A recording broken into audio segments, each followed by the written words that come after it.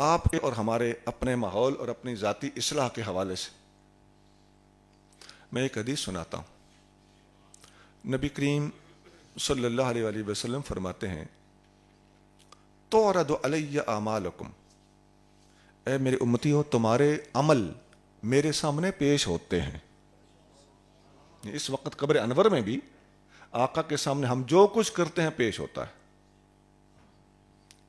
ان رأیت خیرا فحمدت اللہ علیہ، اگر میں تمہارے عمل اچھے دیکھتا ہوں اللہ کا شکر ادا کرتا ہوں۔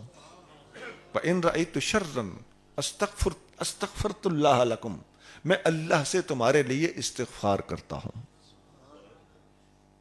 نبی پاک ہمارے اعمال کو دیکھتے ہیں، ہمارا اعمال نامہ حضور کے سامنے پیش ہوتا ہے۔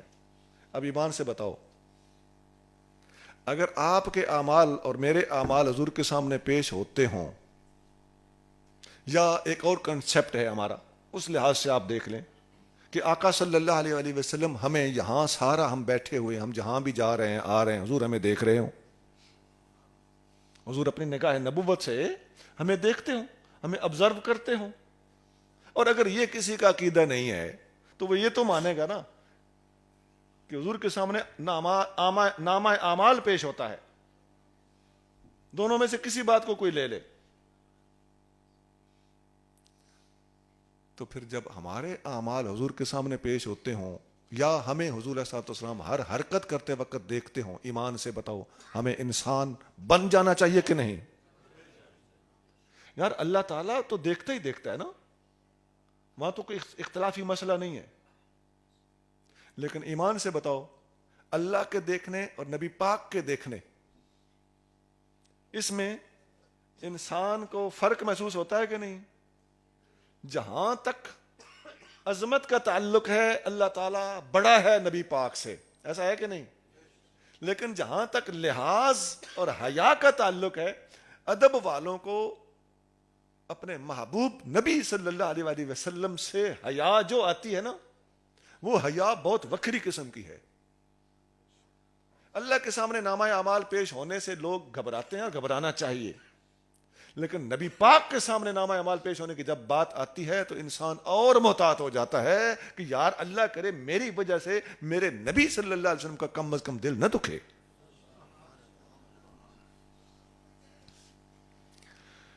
مجھے شعر شاید یاد نہ ہو، علامہ اقبال علیہ رحمت کا ایک شعر ہے، تو غنی از ہر دو عالم من فقیر، یا اللہ تو ہر دو عالم سے بے نیاز ہے، میں فقیر ہوں۔ روز محشر عذرہائے من پذیر، قیامت کے دن میرے بہانے قبول کر لینا۔ گر تمہیں بینی حسابم ناگزیر، اگر تو قیامت کے دن یہ جانتا ہے کہ تو نے مجھ سے حساب لینا ہی لینا ہے، تو اگر مجھ سے حساب لینا ہی چاہے، ناگزیر ہو جائے میرا حساب، از نگاہ مصطفیٰ پنہاں بگیر، تو میرا حساب لیتے وقت مجھے حضور سے اولے کر لینا، حضور کی نگاہوں سے چھپ کے مجھ سے حساب لینا۔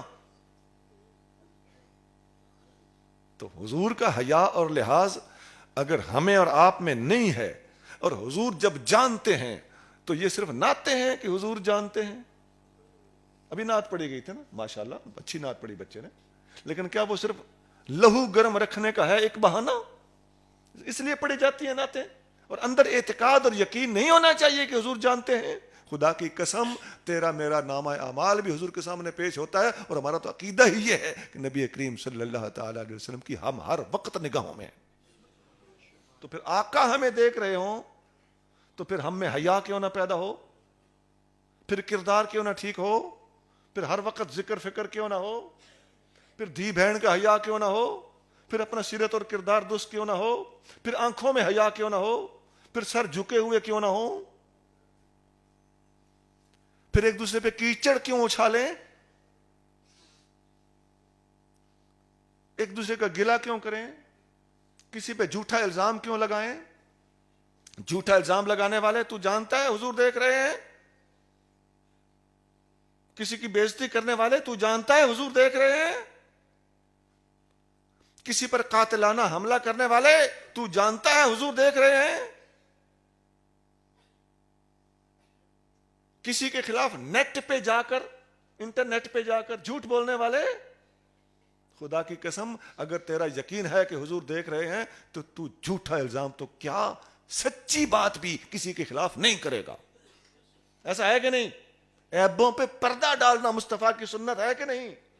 تو آقا جب تجھے عیبوں پہ پردہ ڈالتا ہوا دیکھیں گے یا تمہیں کسی کے عیب اچھالتے ہوئے دیکھیں گے تو کس بات پہ خوش ہوں گے؟ عیب اچھالنے پہ یا عیب کجنے پہ؟ تو تیرا اور میرا رویہ کیا ہونا چاہیے؟ یہی کہ کسی کے عیب چھپاؤ. یہ نیٹ پہ جتنی آج کل ہنگامہ آرائیاں ہو رہی ہیں، آپ دیکھتے نہیں کہ اکثر باتوں کے اندر آپ محسوس کرتے ہیں کہ بیان دینے والے، ریمارکس دینے والے، اور کیا بولتے ہیں اس کو نیچے کیا دیتے ہیں؟ کمنٹس دینے والے کے اندر آپ محسوس نہیں کرتے کہ تقویٰ نہیں ہے؟ ان لفظوں سے پتہ چل جاتا ہے کہ اسے کوئی پرواہ نہیں کہ مجھے حضور دیکھ رہے ہیں، یا اسے پتہ ہی نہیں کہ مجھے حضور دیکھ رہے ہیں. اگر ہمارا یہ یقین ہو اور یہ ہونا چاہیے کہ حضور صلی اللہ علیہ وسلم ہمیں دیکھ رہے ہیں، خدا کی قسم تمہارے کمنٹس بھی ٹھیک ہو جائیں گے، تمہارے ریمارکس بھی ٹھیک ہو جائیں گے، تمہارا پہلا بیان بھی ٹھیک ہو جائے گا. جوابی بیان تو بعد کی بات ہے نا، تمہارا پہلا بیان ہی محتاط ہو جائے گا کہ یار حضور دیکھ رہے ہیں. یہ جتنا نیٹ پہ شور شرابہ آ رہا، کیا بات ہے، کیا خیال ہے؟ ان باتوں کے جواب ہمیں نہیں آتا. ہمیں کون سی چیز روکے ہوئے؟ ہم کس چیز کے انتظار میں ہیں؟ ہو سکتا ہے ہم بولیں بھی، لیکن ہم یہ ذہن میں رکھ کے بولیں گے انشاءاللہ تعالیٰ کہ حضور دیکھ رہے ہیں.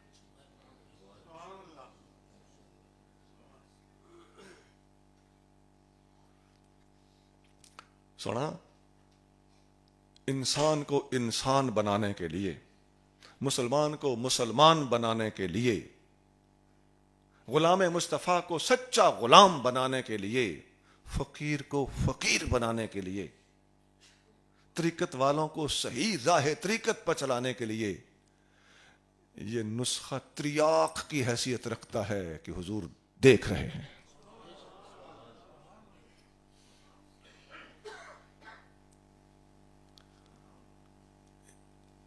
بہت عرصہ پہلے 21 سال ایسے کچھ ہو گیا، کچھ لوگ مجھ سے لڑنے آ گئے. کوئی وجہ تھی، وہ کوئی میرا ذاتی مسئلہ تھا اور کوئی نہیں، ذاتی مسئلہ تھا. میں نے ان کو بڑے آرام سے اپنے گھر میں بٹھایا، واللہ مجھے بڑا یاد ہے. میں نے کہا آپ کو پتہ ہے کہ آپ جو میرے بارے میں بول رہے ہیں حضور دیکھ رہے ہیں؟ تھوڑا سا ٹھٹک گئے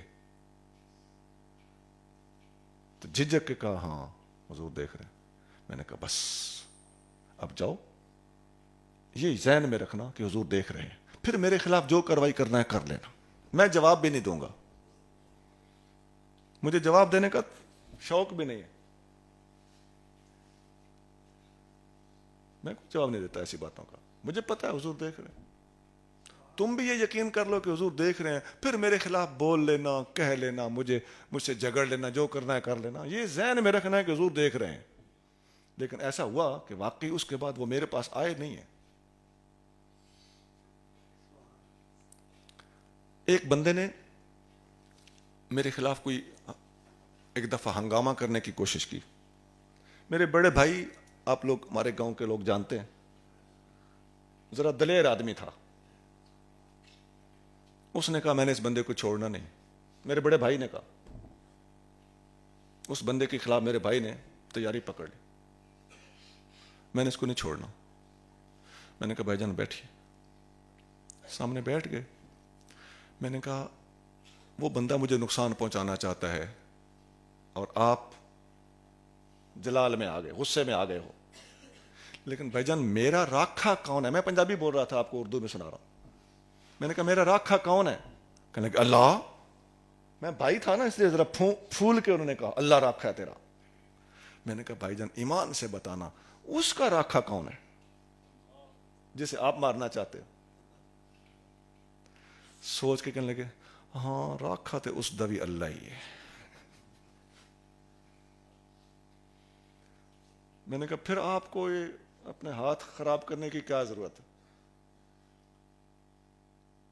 میرا راکھا مجھے بچا لے گا اور اس کے راکھے نے اگر اس کو نہیں مرنے دینا تو آپ کے ہاتھوں نہیں مرنے دے گا. آپ پریشان نہ ہوں, موتوں کے ٹائم لکھے ہوئے ہیں. جس کو یہ یقین ہو اس کو پریشان ہونے کی کیا ضرورت ہے؟ ٹینشن ختم.